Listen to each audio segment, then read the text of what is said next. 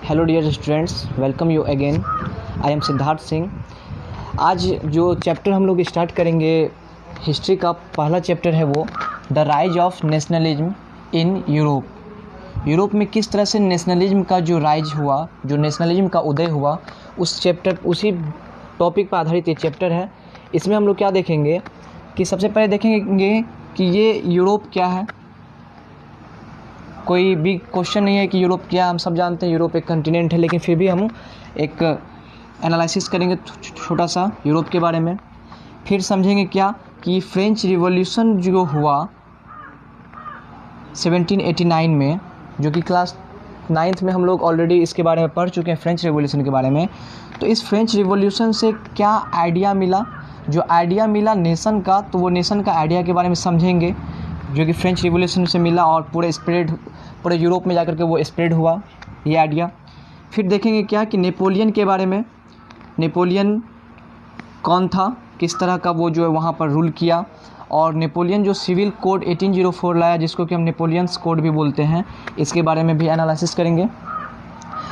फिर आगे बढ़ते हुए कि making of nationalism in Europe में नेशनलिज्म के बारे में देखेंगे कि किस तरह से आखिर नेशनलिज्म लाने में पूरे यूरोप में कौन कौन सा फैक्टर जो है वो प्रभावित किया नेशनलिज्म को।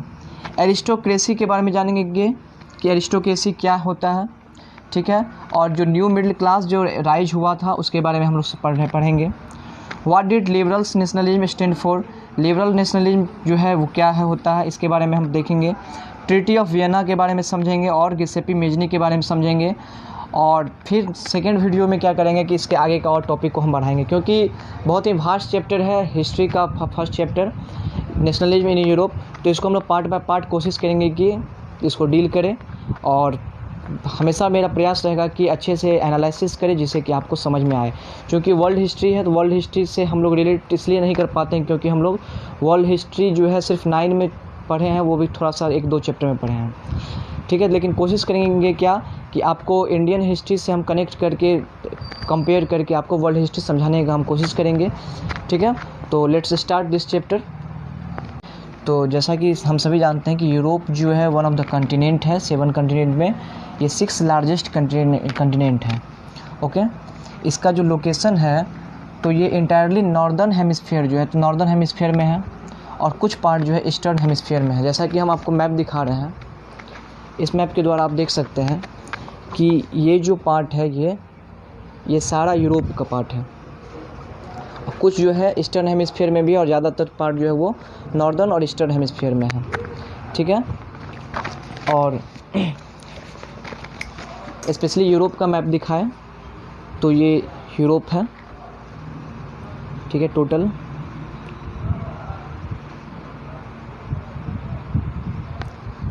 तो हम लोग क्या देखेंगे कि यूरोप इंटायरली नॉर्दर्न हेमिस्फीयर में है और ईस्टर्न हेमिस्फीयर में है। कुछ लार्जेस्ट सिटी का नाम यदि देखें हम लोग तो इस्तांबुल, जैसा कि हम लोग सुने होंगे इस्तांबुल, मॉस्को है, पेरिस है, लंदन है, मैड्रिड है, बार्सिलोना है, सेंट पीटर्सबर्ग है, रोम, बर्लिन, ये सब जो लार्जेस्ट सिटी है वो यूरोप का ही सिटी है। और यूरोप जो है टोटल 2% जो है अर्थ सरफेस का 2% जो है कवर करता है, और लैंड सरफेस का 6.8% जो है ये कवर करता है लैंड एरिया का, ठीक है। और रसिया जो कंट्री है, लार्जेस्ट कंट्री, वो भी क्या है कि ईस्टर्न यूरोप का ही एक पार्ट है, ईस्टर्न यूरोप और नॉर्थ एशिया में जो फैला हुआ है, ठीक है। 19वीं सेंचुरी एक ऐसा पीरियड था जहाँ पर नेशनलिज्म का जो आइडिया है पूरी तरह से यूरोप के मेंटल को चेंज कर दिया, ठीक है। जिसका एग्जांपल हम देखने को मिला क्या कि फ्रेंच रिवॉल्यूशन के रूप में, जहाँ पर फ्रांस में लुई 16 का शासन था, लुई 16 जो था वो रूल कर रहा था। तो किस तरह से फ्रेंच में रिवॉल्यूशन हुआ ये सब हम पिछले क्लास में पढ़ चुके थे, लेकिन फिर भी हम क्या करेंगे कि एक बार मेमोराइज करेंगे कि फ्रेंच रिवॉल्यूशन जो था तो ये क्या दिया कि एक क्लियर एक्सप्रेशन दिया नेशनलिज्म का। ये नेशनलिज्म क्या होता है, राष्ट्रवादी भावना का जो भी एक्सप्रेशन था, क्योंकि लोगों को पता नहीं था कि राष्ट्र क्या होता है, नेशनलिज्म क्या होता है, नेशन भी होना चाहिए। तो नेशनलिज्म का जो क्लियर एक्सप्रेशन है वो फ्रेंच रिवॉल्यूशन से ही निकला। और क्या है कि जो भी स्टेप्स उठाया गया था फ्रांस के रिवोल्यूशनरीज के द्वारा, फ्रेंच रिवोल्यूशनरीज के द्वारा, तो वो एक क्लियर सेंस दिया। किस चीज़ का सेंस दिया? कलेक्टिव आइडेंटिटी का सेंस दिया। ठीक है, कि हम लोग जो है एक हैं, सारे जो है कलेक्टिव हैं। और ये जो आइडिया है, ये जो सेंस है, पूरे फ्रेंच पीपुल में क्या हुआ कि फैला। फिर क्या देखेंगे हम कि फ्रांस में क्या हुआ कि आइडिया ऑफ लैब पैट्री जो है वो फादरलैंड का होता है। जिस तरह से कि पूरा जो धरती है यूरोप का, पूरा जो फ्रांस का जो धरती है वो क्या है कि उनका अपना धरती है, फादरलैंड है। जिस तरह से हम लोग बोलते क्या हैं कि India is our motherland, mother country, मातृभूमि है हमारा भारत। और हम क्या होता है कि भारत के प्रति एक कलेक्टिव हम लोगों का फीलिंग्स है कि ये देश हमारा देश है, न कि डिवीज़न कि बिहार हमारा है, यूपी आपका है, महाराष्ट्र आपका, इस तरह से नहीं। हम लोग क्या है कि एक संघ है, विभिन्न क्या है राज्यों का हमारा देश एक संघ है, लेकिन हम लोगों में एक कलेक्टिव फीलिंग्स है। ठीक है, कलेक्टिव आइडेंटिटी है हमारा कि ये जो हमारा जो नेशन है वो इंडिया है। ठीक उसी तरह से क्या हुआ कि फ्रेंच रिवॉल्यूशन से पहले क्या था कि लोगों में कलेक्टिव आइडेंटिटी नहीं था कि फ्रेंच पीपुल जो है उन लोगों को कि उन फ्रांस जो है उन लोगों का अपना देश है। ठीक है, सब अपने अपने ज़िंदगी में क्या थे, व्यस्त थे। जैसा गुलामी करवाया जा रहा था राजा से, तो ये लोग जो राजा का बात मानते थे। मोनार्की सिस्टम था। लुइस 16 जो बुर्बो वंश का जो है, बुर्बो डायनेस्टी का वो रूलर था, वो इन लोगों पे रूल कर रहा था। लेकिन क्या हुआ कि फ्रेंच रिवॉल्यूशन क्या है कि एक मेजर चेंजेस लाया, जिसमें कि नेशनलिज्म का एक्सप्रेशन मिला लोगों को। और रिवोल्यूशनरी जो है एक कलेक्टिव आइडेंटिटी का सेंस जो है फ्रेंच पीपुल में क्या किए, स्टेप जो उठाए, स्प्रेड किए। फिर लैब पैट्रियट जो फादरलैंड का ये जो फीलिंग्स है कि ये पूरा धरती जो है फ्रेंच का धरती वो सभी का धरती है, उनका पितृत्व है, फादरलैंड है। और ले सिटोइन मतलब क्या होता है कि सिटीजन का भावना लोगों में जागरूक हुआ कि जो भी काम होना चाहिए वो सिटीजन के द्वारा होना चाहिए, एक डेमोक्रेटिक सिस्टम से होना चाहिए। ये लोगों को पता चला किसके द्वारा, फ्रेंच रिवॉल्यूशन का ये सब निकला। ठीक है, अब क्या देखेंगे, न्यू फ्रेंच फ्लैग का इंट्रोड्यूस किया गया, क्योंकि फ्रांस का कोई एक फ्लैग नहीं था, वो राजा का जो भी रॉयल फ्लैग था वो फ्लैग ही इंट्रोड्यूस था इससे पहले। तो फ्रेंच फ्लैग क्या हुआ, इंट्रोड्यूस हुआ। नए नए हाइमन्स को क्या किया गया, क्रिएट किया गया। और जो भी ओथ लिया गया वो अब क्या किया गया कि नेशन के नाम पे लिया गया। ठीक है, नेशन के नाम पे जो भी काम होना शुरू हुआ वो नेशन के नाम पे हुआ। फिर एक एडमिनिस्ट्रेटिव सिस्टम का बात करें तो वो सेंट्रलाइज एडमिनिस्ट्रेटिव सिस्टम हुआ कि सारा प्रशासन का जो काम है वो सारा सेंट्रल के द्वारा होगा। ठीक है, और ये सेंट्रल में क्या है कि एक ग्रुप, जिस तरह से हमारे यहाँ मिनिस्टर्स का ग्रुप है और डेमोक्रेटिक सिस्टम से चल रहा है, तो वहाँ पे भी सिटीजन का एक ग्रुप जो है वही जो है एडमिनिस्ट्रेशन को देखेगा। इस तरह से देखे। और क्या देखे कि आफ्टर फ्रेंच रिवॉल्यूशन क्या हुआ कि जो भी कस्टम ड्यूटीज़ था, जो भी ड्यूज़ था, उन सबों को ख़त्म कर दिया गया लोगों के पर। ठीक है, और वेट और मीजर्स का जो डिफरेंट मीजर था, जो भी वेट का जो स्टैंडर्डाइज था तो वो डिफरेंट था। जैसे हमारे देश में क्या है कि सारा वेट, यदि हम यहाँ पर 1 मीटर हमारा जो भी वेट है, जो भी मीजर है 1 मीटर का, तो वो कहीं भी दुनिया के किसी भी कोना में ले जाएंगे तो वो 1 मीटर सेम इक्वल होगा। क्यों? क्योंकि वो स्टैंडर्ड क्या है कि इंटरनेशनल स्टैंडर्ड है, जिसको हम लोग SI यूनिट के नाम से जानते हैं। लेकिन वहाँ पे क्या था कि एक कोई यूनिफॉर्म वेट या मीजर का जो है जो स्टैंडर्ड नहीं था। तो क्या हुआ आफ्टर फ्रेंच रिवॉल्यूशन, तो वेट और मीजर्स का भी जो है एक यूनिफॉर्म सिस्टम आया जो सभी जगह पर। और कॉमन लैंग्वेज जो है डिफरेंट लैंग्वेज बोला जाता था, तो सारे लैंग्वेज को क्या किया, ख़त्म करके आफ्टर फ्रेंच रिवॉल्यूशन जो है फ्रेंच लैंग्वेज को क्या किया, नेशनल लैंग्वेज का दर्जा मिला। और सारे लोग जो है फ्रेंच लैंग्वेज को क्या किए, अडॉप्ट किए। तो फ्रेंच जो भी यूरोप में जो पूरा नेशनलिज्म का जो राज्य हुआ, तो वो आफ्टर फ्रेंच रिवॉल्यूशन फ्रेंच से बहुत कुछ सीखने को लोगों को मिला। और यूरोप का जो अदर देश है, अदर कंट्री है आफ्टर फ्रेंच के अलावा, तो उन सब में भी इस तरह का जो है नेशनलिज्म का फीलिंग्स गया। इसके बाद अब हम और नेक्स्ट टॉपिक में पढ़ेंगे क्या कि किस तरह से नेशनलिज्म का जो ये फीलिंग है, नेशनलिज्म जो राइज हुआ है वो और किस तरह से और अन्य कंट्री में यूरोप का स्प्रेड हुआ। क्या है कि एक फिगर आपको दिखाना चाहेंगे जो आपके बुक्स के सबसे पहला पार्ट पे बना हुआ, सबसे पहला पेज पे बना हुआ है। ये जो फिगर है, ये फिगर एक फ्रेडरिक सोरियो के द्वारा बनाया गया है, जो एक फ्रेंच पीपुल है। ठीक है, एक आर्टिस्ट है, फ्रेंच आर्टिस्ट, जो 1848 में जो है ये फिगर बनाया। इस फिगर को यदि हम ध्यान से देखते हैं, इसमें एक नेशन का विजुअलाइजेशन दिया हुआ है कि एक ड्रीम है, जो वो ड्रीम देखा और किस तरह से आने वाला जो देश है, पूरा जो वर्ल्ड है वो होना चाहिए। तो वो फ्रेडरिक जो सोरियो है ये 1848 में क्या किया कि इसको एक अच्छे से विजुलाइजिंग किया है इस ड्राइंग के द्वारा, इस पिक्चर के द्वारा, ठीक है।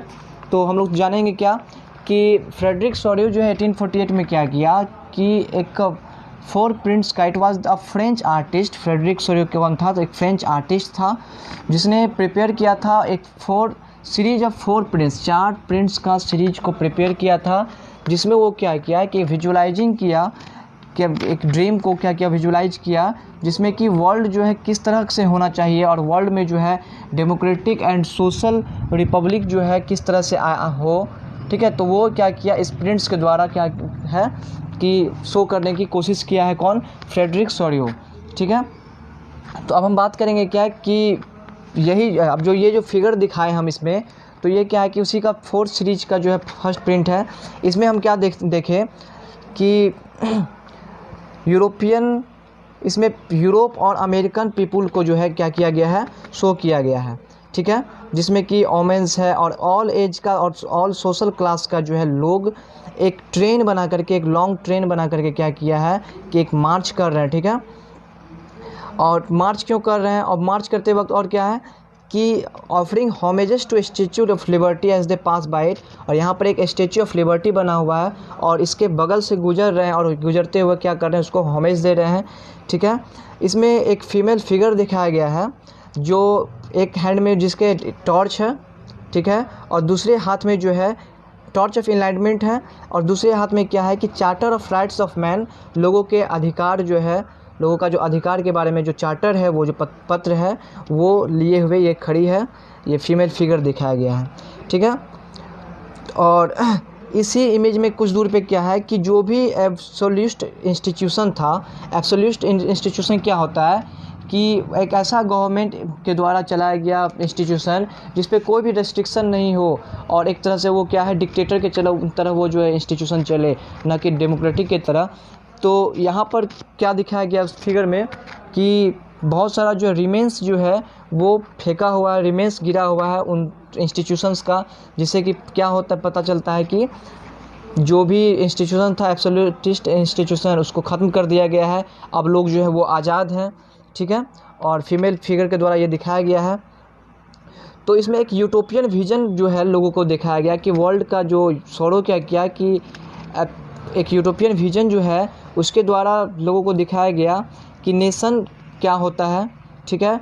लोगों का डिफरेंट फ्लैग्स के बारे में दिखाया गया कि सभी अपने अपने हाथ में जो है फ्लैग लेके चल रहे हैं, और ऊपर से जो है हेवन से जो भी गॉड हैं, ठीक है, और जो भी क्राइस्ट हैं वो क्या कर रहे हैं कि यहाँ इन लोगों को देख रहे हैं, ठीक है। इस फिगर में बहुत कुछ छुपा हुआ है। तो हेवन से क्राइस्ट जो है वो देख रहे हैं कि ये लोग जो काम कर रहा है, ये आर्टिस्ट इस तरह से दिखाया है कि गॉड भी जो है वो चाहते क्या है कि सभी लोगों का जो है एक अपना नेशन हो, सभी का आइडेंटिफिकेशन हो, ना कि कोई मोनार्की सिस्टम हो, ठीक है। और इसमें हम देखेंगे कि सबसे पहले जो है फ्रांस का फ्लैग लिए हुए लोग जा रहे हैं, फिर डिफरेंट स्टेट का जो है फ्लैग है। तो इस टॉपिक को आगे बढ़ाते हुए हम जानेंगे क्या कि नेपोलियन के बारे में कि नेपोलियन कौन था। तो नेपोलियन जो है आर्मी का, वहाँ फ्रेंच आर्मी का एक मेंबर था, ठीक है। तो ये फ्रांस रिवॉल्यूशन में क्या हुआ कि जो सिस्टम मोनार्कियल सिस्टम जब ख़त्म हुआ तो ये क्या किया, अपने आप को वहाँ का जो है सम्राट क्या घोषित कर दिया, कौन, नेपोलियन। और नेपोलियन का जो वहाँ पर रिग्न था तो 1799 से लेकर 1815 तक जो है ये वहाँ पर फ्रेंच पर जो है अपना रूल किया, ठीक है। और लोगों को एक विश्वास हुआ कि नेपोलियन जो भी वादा किया लोगों से कि, और वहाँ के जो सिटीजन को क्या लगा, फ्रेंच पीपल को, कि नेपोलियन जो है उसको उसका मुक्तिदाता है, उसको फ्रीडम दिलवाएगा, बहुत सारा जो राइट्स है जो नहीं मिलता था मोनार्कियल सिस्टम में वो नेपोलियन क्या करेगा उसके लिए ला करके लॉन्च करेगा, इंट्रोड्यूस करेगा। नेपोलियन क्या किया कि जो भी एब्सोल्यूट पावर था, तो 1799 में क्या हुआ कि नेपोलियन को एब्सोल्यूट पावर गेन हुआ, ठीक है। और फर्स्ट कंसल बना वहाँ का कि अपने आप को दूत बनाया कि हम जो है नेतृत्व करेंगे यहाँ का फ्रेंच के जनता का, ठीक है। तो ये क्या किया वहाँ पर कुछ सुधार करने के लिए फ्रांस में कि एक सिविल कोड जो 1804 में है, तो सिविल कोड जो है ये इंट्रोड्यूस किया, ठीक है। तो इस सिविल कोड को का अदर नेम हम लोग नेपोलियनिक कोड के नाम से भी जानते हैं। तो इस सिविल कोड में क्या क्या प्रावधान था, क्या क्या मेजर्स किया गया इसमें। तो सिविल कोड के द्वारा equality before the law was established, equality before the law, कानून के सामने में सभी सिटीजन को क्या किया कि समानता का अधिकार दिया, ठीक है, सिविल कोड के अंडर में। फिर क्या हुआ कि जो भी राइट, प्रॉपर्टी राइट था लोगों का वहाँ का, उसको सिक्योर किया। एडमिनिस्ट्रेटिव सिस्टम का मेजर्स, सिंप्लीफाइड एडमिनिस्ट्रेटिव मेजर्स वहाँ पर से एडमिनिस्ट्रेशन स्थापित किया। जो फेडरल सिस्टम था, जिस फेडरल सिस्टम में समाज क्या है कि डिफरेंट जो है वर्ग में बटा हुआ था, जैसे नोबिलिटी था, क्लर्जी था, ये सब हम पढ़े थे। तो उसको को क्या किया, एबोलिश किया, उस प्रथा को ख़त्म किया। जैसे हमारे देश में भी क्या है कि उच्च वर्ग और निम्न वर्ग का जो है ना हमेशा कास्ट वाइज जो है डिफ्रेंसेज होता है। तो वहाँ पर इस तरह का फेडरल सिस्टम को क्या किया, नेपोलियन एबोलिश किया सिविल कोड 1804 के द्वारा। और जो भी पीजेंट्स लोग था वहाँ पे, जो भी दास लोग था, तो उन लोगों को सर्फडम और मोनेरियल ड्यूज़ से जो ड्यूज़ दिया जाता था लैंड ऑनर को पीजेंट के द्वारा, तो ये सब ड्यूज से क्या किया गया, उसको फ्री कर दिया गया वहाँ के पीजेंट्स लोगों को, ठीक है। और जो भी लोगों पर गिल्ड का रेस्ट्रिक्शन वेयर रिमूव कर दिया गया, जो भी गिल्ड का रेस्ट्रिक्शन था उसको रिमूव कर दिया गया, लोगों को फ्री कर दिया गया। ट्रांसपोर्ट सिस्टम और कम्युनिकेशन सिस्टम को क्या किया, वहाँ नेपोलियन वहाँ पर इंट्रोड्यूस किया। इस तरह से बहुत अच्छा काम किया नेपोलियन। लेकिन फिर क्या हुआ कि ये फ्रांस का जो है सीमा को और दूसरे देश पर क्या किया, और बढ़ाने के लिए, अपना साम्राज्य को बढ़ाने के लिए, लेकिन ये जो काम किया, ये सिविल कोड जो इंट्रोड्यूस किया, धीरे धीरे ये अपना पॉलिटिकल फ्रीडम लोगों का क्या किया, कुछ देने के बदले में बहुत सारा चीज़ छीन लिया। जैसे कि ये टूक अवे कर लिया गया, क्या, पॉलिटिकल फ्रीडम को लोगों का जो ख़त्म कर दिया गया। जो भी खर्च था, जो खर्च हुआ था, उसको मैनेज करने के लिए क्या किया कि टैक्सेस को क्या है कि बहुत ज़्यादा इंक्रीज कर दिया गया, ठीक है। और लोगों के विचार पर क्या किया, सेंसरशिप लगा दिया गया कि लोग जो हैं नेपोलियन के बारे में, इसके काम के बारे में जो है कुछ नहीं बोल सकते हैं, उनका जो आज़ादी है वो छीन लिया गया, ठीक है, सेंसरशिप लागू कर दिया गया। उसके बाद क्या देखेंगे कि फ्रेंच पीपुल को बाय फोर्स जो है फ्रेंच आर्मी को ज्वाइन करने के लिए बोला जाता था कि आप फ्रेंच आर्मी ज्वाइन कीजिए, फोर्सफुली जो है लोगों को फ्रेंच आर्मी ज्वाइन करने किया जाने लगा। तब क्या हुआ कि फ्रांस का जो पीपुल है फिर नेपोलियन से है वो नाखुश हुआ, ठीक है, नेपोलियन से जो है नाखुश हुआ। और आखिर में जाकर के जो नेपोलियन है 1815 में जो है पर्शियन आर्मी के द्वारा, नेपोलियन आर्मी क्या हुआ कि जून 1850 में जो है वाटरलू में जो है युद्ध हुआ, ठीक है। और नेपोलियन क्या हुआ, इस वाटरलू का युद्ध में डिफीट कर गया, ठीक है। पर्शियन आर्मी के द्वारा नेपोलियन क्या है कि वाटरलू का वार में ये पर्शियन आर्मी के द्वारा डिफीट हो गया। जो नेशनलिज्म यूरोप में मेक हुआ है तो वो किस किस तरह से हुआ, तो हम जानते हैं क्या कि यूरोप में जो भी डिफरेंट कंट्रीज है तो उसका कोई नेशन नहीं था यूरोप, ठीक है। यूरोप में कोई भी स्टेट जो कोई नेशन नहीं था। क्यों? क्योंकि कॉमन आइडेंटिटी लोगों का नहीं था। डिफरेंट स्टेट्स मिला करके, डिफरेंट कंट्री मिला करके सभी लोगों का, कुछ राजा का वहाँ पर क्या था, कुछ डायनेस्टी का वहाँ पर रूल था, ठीक है। क्योंकि वहाँ के सिटीजन का कोई कॉमन आइडेंटिटी नहीं था, इसलिए वहाँ कोई नेशन नहीं था, ठीक है।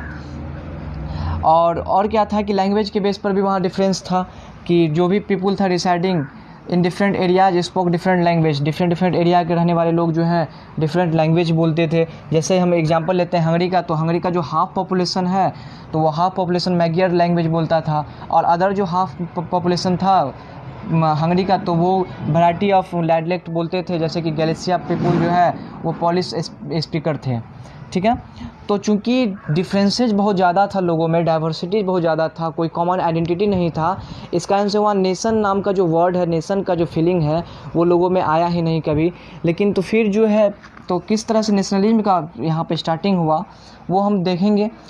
तो और क्या बात कर रहे हैं कि एरिस्टोक्रेसी का बात करेंगे यदि हम, तो एरिस्टोक्रेसी क्या है कि एक ऐसा क्लास जो सुप्रीमेसी अपने आप को साबित करता हो कि हम जो हैं सोसाइटी में सबसे सुप्रीमेसी है। जैसे हमारे यहाँ पर भी कुछ कास्ट जो है वो अपने आप को अपर कास्ट शुरू से मानते हुए आए, ठीक है।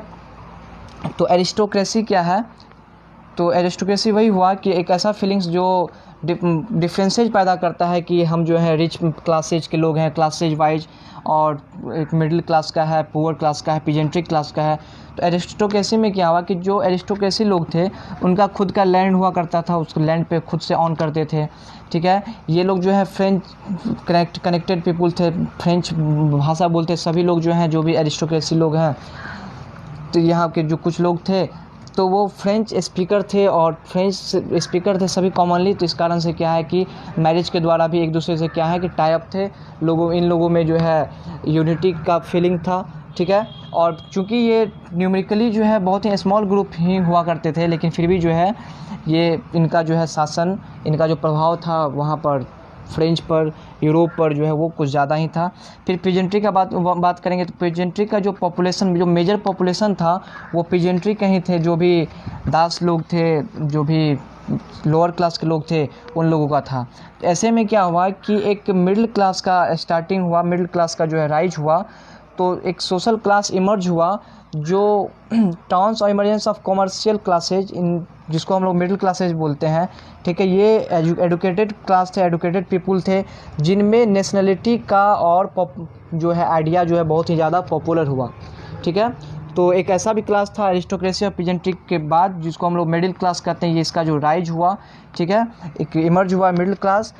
तो ये क्या थे, एडुकेटेड पीपुल थे, और इन लोगों में था क्या कि नेशनलिटी का फीलिंग था। डिफ़र होते हुए भी ये लोग जो हैं पढ़े लिखे थे, और पढ़े लिखे के बाद इन लोगों को लगा कि नहीं, जो एक नेशन होना चाहिए, ठीक है, जिस पे कि सिटीजन का जो राइट हो। जिस तरह से हम अपने भारत का बात करें तो भारत में भी क्या था कि हम लोग जो है, हमारे पास भी नेशनलिज्म का जो है ना लैक था, नेशनलिज्म का अभाव था इसमें। तो इसमें क्या हुआ कि बहुत सारे ऐसे लीडर थे, एडुकेटेड लीडर सब, जो बाहर देश विदेश जाके पढ़े, जैसे महात्मा गांधी का नाम ले, और बहुत सारे ऐसे लीडर थे, पॉलिटिकल लीडर, जो एडुकेशन जो है ग्रहण किए अंग्रेज के समय में ही। और उन लोगों को लगा क्या कि नहीं, जब वो कंपेयर किए और देश के द्वारा, फ्रांस के द्वारा जब हमारे देश के लीडर सब क्या कि कंपेयर किए, तो उनको भी लगा कि हमारे देश में भी इस तरह से जो रूल है ब्रिटेन का, तो वो नहीं होना चाहिए, और हम लोगों को भी एक अच्छा सा सिस्टम होना चाहिए, एक कॉन्स्टिट्यूशन होना चाहिए जिसमें कि किसका पावर हो, सिटीजन का पावर हो। तो ठीक उसी तरह से यहाँ पर भी एक इमर्ज किया मिडिल क्लास, और मिडिल क्लास के एडुकेटेड लोगों को क्या लगा कि उनका जो है अपना खुद का जो आइडेंटिफिकेशन होना चाहिए, डिफरेंस लैंग्वेज के बेस पर वो जो डाइवर्स पीपुल हैं, वो डाइवर्स पीपुल क्या हो, यूनाइटेड हो। कि जो भी वहाँ के पॉलिटिकल फिलोसफर थे यूरोप के, ठीक है, तो उनका क्या मानना था कि लिबरल नेशनलिज्म हो। तो आखिर लिबरल नेशनलिज्म क्या है, तो उनका मानना था कि सभी लोगों के लिए फ्रीडम होना चाहिए, इंडिविजुअल का फ्रीडम हो, जो फ्रीडम नहीं था मिल रहा था पहले मोनार्कियल सिस्टम में, तो वो क्या हो कि फ्रीडम मिले सभी लोगों को, और सभी लोगों को इक्वालिटी मिले बिफोर द लॉ, कानून की नज़र में सभी एक समान हो। ये सभी लोग कौन है, सभी लोग ये थे कि सोसाइटी उस समय में डिफरेंट ग्रुप्स में बटा हुआ था, 3 ग्रुप में बटा हुआ था, जैसे कि हम जानते हैं नोबिलिटी था, क्लर्जी था, और एक तो थर्ड ग्रुप था, ठीक है, थर्ड स्टेट के लोग थे। तो यहाँ का मानना था क्या कि लिबरल नेशनलिज्म का कि जो भी बिफोर द लॉ मिले, इक्वलिटी मिले सभी लोगों को, इंडिविजुअल्स को क्या कहाँ बिफोर द लॉ, कानून की नज़र में सब एक समान हो। ऐसा नहीं है कि यदि वो क्लर्जी है या नोबिलिटी है तो उनको छोड़ दिया जाए, और यदि थर्ड स्टेट के लोग हैं तो उसको क्या किया जाए कि उसको दोषारोपण कर दिया जाए। सभी लोगों को इक्वलिटी मिले, और ऑटोक्रेसी और क्लरिकल प्रिविलेज जो था उसमें क्या हुआ कि ख़त्म हो, ठीक है। जो भेदभाव था बेस ऑफ कास्ट का, और वहाँ पर सोसाइटी में एक लेवल का जो भेदभाव था, तो उसको क्या हुआ, ख़त्म होना चाहिए, ठीक है। वहाँ पर कॉन्स्टिट्यूशन के अनुसार क्या है कि वो देश चले, पूरा यूरोप जो भी नेशन है वो कॉन्स्टिट्यूशन के अनुसार चले, ठीक है। और जो भी गवर्नमेंट है पार्लियामेंट के थ्रू चले, और रिप्रेजेंटेटिव जो करे वहाँ का देश जो है वो किसके थ्रू चले, गवर्नमेंट के थ्रू, जैसा कि हमारे देश में चल रहा है रिप्रेजेंटेटिव सिस्टम है। हम लोग जो है अपना रिप्रेजेंटेटिव को चुन के भेजते हैं लोकसभा में, पार्लियामेंट में, पार्लियामेंट से ही क्या होता है कि हमारे ऊपर में जो गवर्नमेंट बनता है, और पार्लियामेंट भी जो है कॉन्स्टिट्यूशन के बेस पर ही क्या करता है कि कोई भी लॉ पॉलिसी जो है मेक करता है, ठीक है। ये उनका स्टैंड था क्या कि कॉन्स्टिट्यूशन हो, और जिसमें कि रिप्रेजेंटेटिव जो है लोगों का, सिटीजन का रिप्रेजेंटेशन जो है गवर्नमेंट के थ्रू और पार्लियामेंट के थ्रू हो, ठीक है।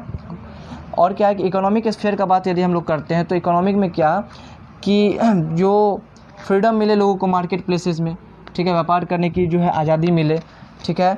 जो भी स्टेट जो है कुछ जो है ड्यूज टैक्सेस जो है गुड्स एंड सर्विस पे जो टैक्स इम्पोज किया था उस पर क्या हो कि बैन हो, टैक्स ज़्यादा नहीं लिया जाए, ठीक है। सॉल्वेरियन क्या है कि सॉल्वेरियन जो है वहाँ का एक संस्था था जो कि टैक्स लगाता था, ठीक है, बॉर्डर टैक्स लगाता था वहाँ पर जर्मनी में।